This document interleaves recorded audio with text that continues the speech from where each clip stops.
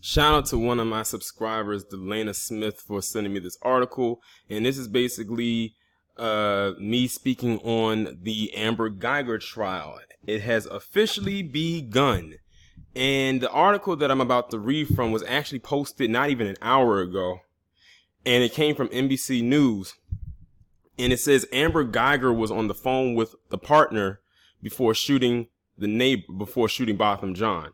Now, the partner that she was on the phone with was also somebody who was on the Dallas police force, but it was somebody she had what they say the sexual relationship with. But I'm going to go ahead and read this article. It says Texas prosecutors Monday made their case that former Dallas police officer Amber Guyger's cell phone records, web searches, and text messages on the night she fatally shot her neighbor should be admissible during her murder trial. Jason Hermes, the lead prosecutor for Dallas County, argued ahead of opening statements that such evidence go to show her state of mind and that she was not paying attention when she arrived at her apartment complex September 6, 2018, got off on the wrong floor of the parking deck, and then mistakenly entered the home of Botham Jean, age 26, whom she said she mistook for a burglar, which that part about her mistaking him for a burglar is a bunch of bullshit. Hermes also revealed that the text showed that Guyger, age 31, had been having a sexual relationship with Martin Rivera, her partner on the Dallas police force, and that she was on the phone with him as she drove into the parking garage and just prior to shooting John. Prosecutors also said Guyger sent Rivera a sexually suggestive Snapchat message during the night of the shooting that said, "Wanna touch?" and that they had plans to meet up later. Guyger's defense team told State District Judge Tammy Kemp that the text messages and other information from her phone don't speak to her mindset and have maintained that she was still fatigued from work. If they don't get the fuck out of here with that, she couldn't have been that damn fatigued if she was able to take a sexually explicit picture of herself and then send it to the guy she's fucking. Point blank period. She wasn't that tired. Kemp ruled the jury can hear about the text messages at trial. I'm loving this judge already. Like, she was the one that forced them to stay in Dallas, and now she's moving in the right direction.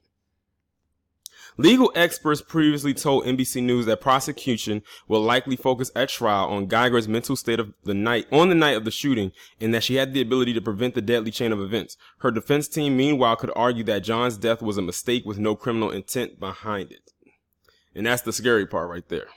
A mistake of fact defense is enshrined under the Texas law and will hinge on convincing the jury that Guyger made a reasonable error when she believed she was killing an intruder in her own home and exercising her right of self-defense. Like I said, if that chick in Ohio can get off for murdering her own child, and that was her own child,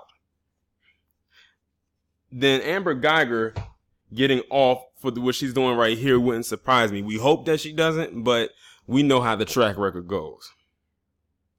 The case against Guyger, who was fired from the Dallas Police Department in the weeks after the shooting, has become one of the most anticipated murder trials in the city in decades. The shooting involving Guyger, who was wife of John, an accountant originally from the Caribbean island of St. Lucia, has reignited conversations about racial bias, police use of force, and concerns that law-abiding citizens are not safe even in their own homes.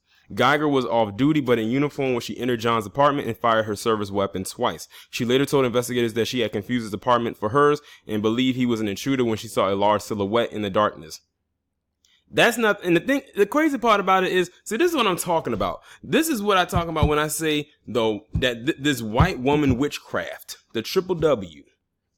They will actually try to believe that this woman used her key fob, something that's supposed to be used for someone like that's only programmed to be used for a particular apartment. They actually believe that that was her apartment.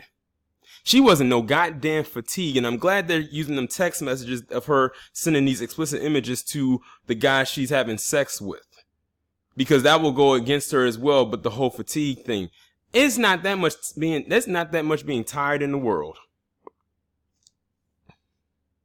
Guyger says she tried to use her electronic key fob to open the door, but that it pushed open.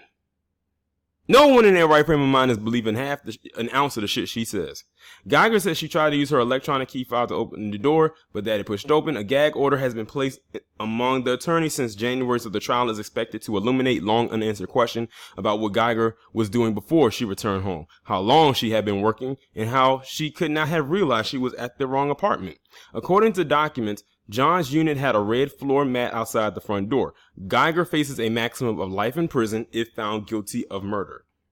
During the pretrial motions, Kemp said she would keep the jury sequestered for the duration of the trial. She also chastised someone in the courtroom who had defied her earlier instructions against the use of electronic devices.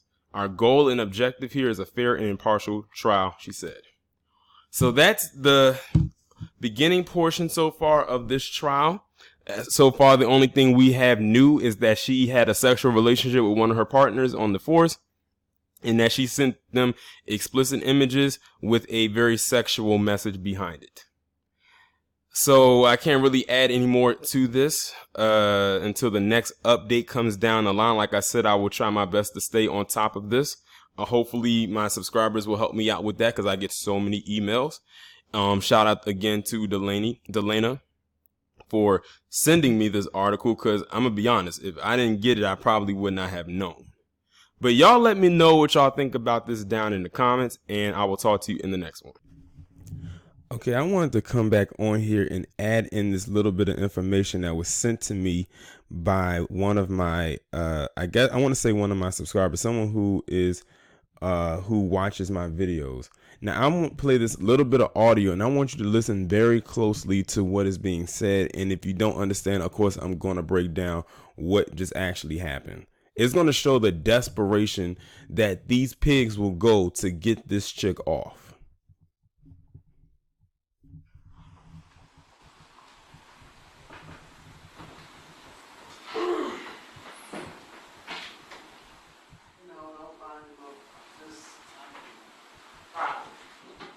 So let me be clear. On last night, the evening prior to the start of this trial, our elected DA did an interview about this trial.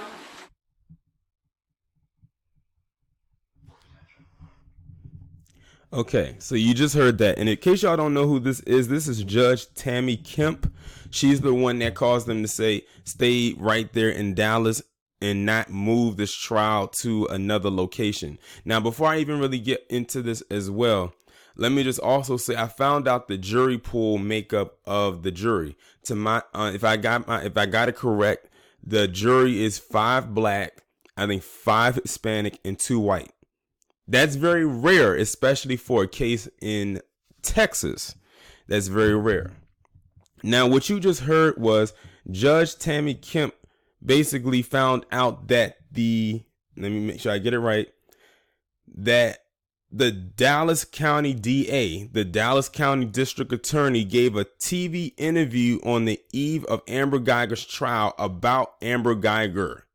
Mind you, everybody who's involved with the case, all the way down to the jury, is on a strict gag order, which means they should not be talking about the trial to anybody. No interviews whatsoever. Don't even tell your families about what's going on with this trial. And this Dallas DA did that. They broke the gag order. What they are trying to do is basically get Amber up out of Dallas on some conflict of interest shit, I'm assuming, to get her to a more lily white area to get her off. This shows you right here how scared, how terrified they are that she will most likely get convicted. That also shows that her team does not have a strong enough case to win. The desperation, the lengths that they will go in order to make sure that this chick gets off is astounding. Because remember, they said that if Amber is to be found guilty, she'll be like the first cop in Texas or Dallas or whatever it said in years to actually get a conviction. It's almost like they're trying to keep a streak going, and they don't want it to happen again, even if she is the second person in years to actually get a conviction. But this just shows you how weak their case is and how stronger the case is on the side of Botham Jean's family. But they do not want her to lose. They're doing any and everything to try to get this case to be moved. Like I said, they are doing some underhanded and shady shit. Like I said, I'm going to keep my eye on this. But y'all let me know what y'all think down in the comments, and I will talk to you in the next one.